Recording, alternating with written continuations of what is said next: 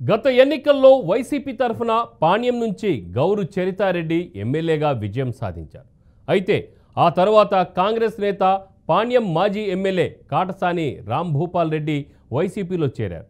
అప్పటి నుంచి పార్టీలో తమకు ప్రాధాన్యత తగ్గిందని గౌరు దంపతులు అసంతృప్తితో ఉన్నారు. దీనికి తోడు పాణ్యం టికెట్ కూడా కాటసానికి ఇచ్చే అవకాశం ఉందని గౌరు దంపతులు వైసీపీ వైఖరి పట్ల అసంతృప్తితో టీడీపీలో చేరిపోయారు.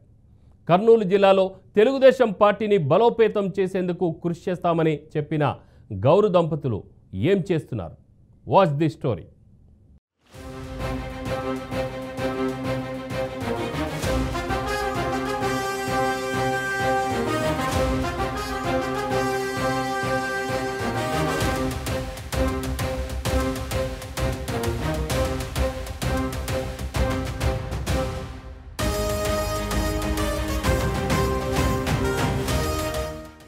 పాణ్యం నియోజకవర్గంలో ఎన్నో ఏళ్లుగా వైసీపీ కాంగ్రెస్లు ఆధిక్యాన్ని కనబరుస్తున్నారు.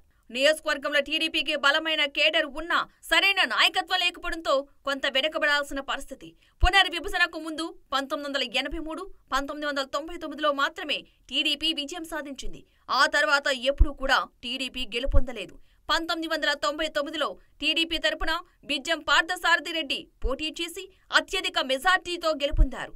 ఆ తర్వాత జరిగిన పరిణామాలతో టీడీపీకి దూరం కావడం, పార్టీ తరపున పోటీ చేసేందుకు ఎవరూ కూడా ముందుకు రాకపోవడం వంటి కారణాలతో టీడీపీకి కొంత లోటు కనిపించింది. 2009లో బైరెడ్డి రాజశేఖర రెడ్డి పాణ్యం తరపున బరిలో నిలిచినా ఓడిపోయారు.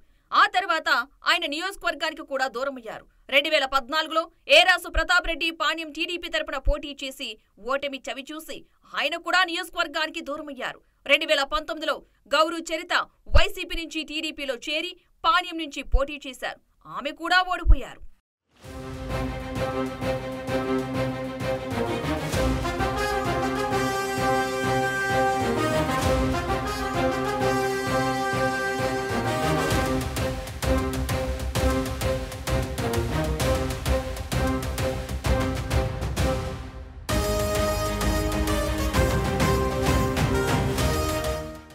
కూటమి ప్రభుత్వం కాటసాని భూ కబ్జాలపై విచారణ చేయించి చర్యలు తీసుకుంటారని బాధిత జనం ఎదురుచూస్తున్నారు. దీన్ని క్యాష్ చేసుకున్న టీడీపీ ఎమ్మెల్యే అభ్యర్థి గౌరు చరిత తనకు మద్దతు ఇస్తే పార్క్లోని గుడిసెలు తొలగిస్తానని మాట ఇవ్వడంతో కాలనీ ప్రజలు ఏకపక్షంగా టీడీపీకి ఓట్లు వేసి టీడీపీకి అత్యధిక మెజార్టీ ఇచ్చారు. అయితే నేటికి ఎమ్మెల్యే గౌరు చరిత పార్క్ విషయం పట్టించుకోకపోవడం విచారకరమంటున్నారు.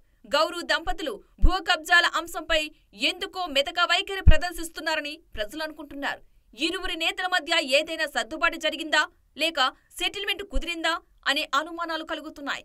ఎమ్మెల్యే గౌరు చరిత అనుచరులు పంచాయతీలు చేస్తే ఇసుక, గరుసు లాంటి వ్యవహారాలు చక్కబెడుతున్నారనే ఆరోపణలు ఉన్నాయి.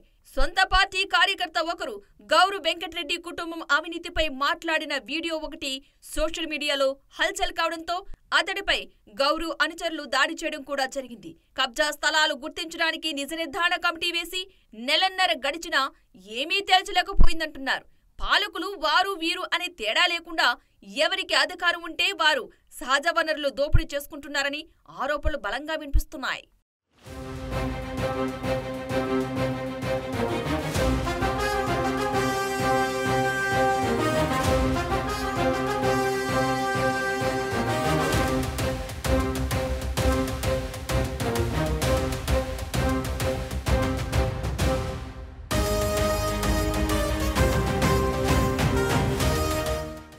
కల్లూరు అర్బన్లో రైతు బజార్ను గత తెదేపా హయాంలో ప్రారంభించగా ఏళ్లు గడిచినా నేటికీ రైతు బజార్ నిర్మాణ పనులను పూర్తి చేయలేకపోయారు. దీంతో 3-4 కిలోమీటర్ల దూరంలో ఉన్న మార్కెట్కు వెళ్లాల్సి వస్తోందని కాలనీ వాసులు వాపోతున్నారు. అలాగే కర్నూలు మున్సిపల్ కార్పొరేషన్ పరిధిలో కల్లూరు కాలనీల తాగునీటి సమస్య శాశ్వతంగా పరిష్కరించే దిశగా 50 కోట్ల రూపాయలతో రూపొందించిన ప్రతిపాదనలను ఏ ప్రభుత్వం ఇప్పటికీ పట్టించుకోలేదు. ఆంధ్రనీవా కాలనీ నుంచి పైపు లైన్ల ద్వారా చెరువును నీటితో నింపి అక్కడి నుండి పంపింగ్ స్టేషన్ ద్వారా టిడ్కో ఇళ్లకు, కల్లూరు కాలనీలకు నీటి సరఫరా చేయాలి అనేది అధికారుల ఆలోచన. సాకారమైతే కల్లూరు, పందిపాడు, పెద్దపాడు తదితర ప్రాంత ప్రజలకు తాగునీటికి డోకా ఉండదు. ఇక కబ్జా విషయానికి వస్తే అప్పటి ఎమ్మెల్యే సహకారంతో పార్కు కబ్జాకు గురైందని కాలనీవాసులు ఆగ్రహించారు. కబ్జాదారుల కబంధ హస్తాలలో చిక్కుకున్న అనేక మంది బాధిత జనం న్యాయం కోసం ఎదురు చూస్తున్నా పాలకులు పట్టించుకోవడం లేదంటున్నారు.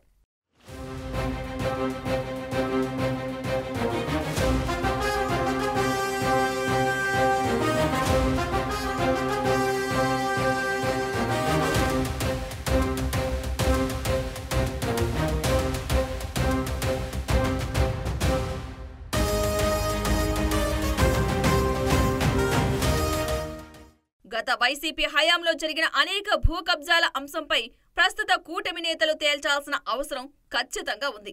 ఎందుకంటే గతంలో చాలా ఘాటుగా అప్పటి ఎమ్మెల్యే కాటసాని రాంభూపాల్ రెడ్డి అక్రమాలు, కబ్జాలపై ఆరోపణలు చేశారు.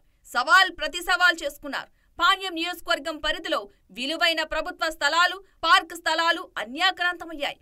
ఈ విషయం నారా చంద్రబాబు దృష్టికి కూడా వెళ్లింది. ఎన్నికల ప్రచారం సందర్భంగా చంద్రబాబు అప్పటి వైసీపీ ఎమ్మెల్యే రాంభూపాల్ రెడ్డి భూ కబ్జాదారుడు అంటూ సభలో ప్రస్తావించారు. అతడి కబ్జా భాగోతం వెలికి తీయడానికి ఇద్దరు దుర్గాదేవిలను వదులుతున్నట్లుగా గౌరు చరితారెడ్డి, అలాగే భైరెడ్డి శబరిని ఉద్దేశించి చంద్రబాబు గత ఎన్నికల ప్రచారంలో మాట్లాడారు. ఈ నేపథ్యంలో గౌరు దంపతులు పాణ్యం పరిధిలో జరిగిన స్థలాల కబ్జా భాగోతాల్ని వెలికి తీస్తారా, లేక జనం అనుకున్నట్లుగా ఇరువురు నేతల మధ్య ఒక అవగాహన కుదిరింది అనే అనుమానాన్ని బలపడేలా వ్యవహరిస్తారా అనేది వేచి చూడాలి మరి.